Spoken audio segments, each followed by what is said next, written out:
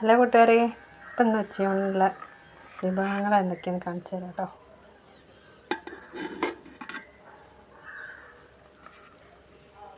ചോറ് വിളമ്പി, ഇത് മസാലക്കറിയാണ് കേട്ടോ.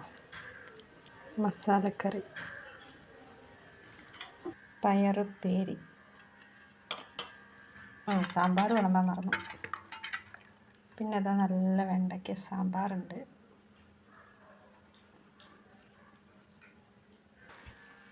പപ്പടം, പിന്നെ ഇതാ അച്ചാറുണ്ട് കേട്ടോ. അപ്പോൾ ഇതാ തൈരും കൂടി ഉണ്ട് കേട്ടോ. നല്ല കട്ട തൈരുണ്ട്.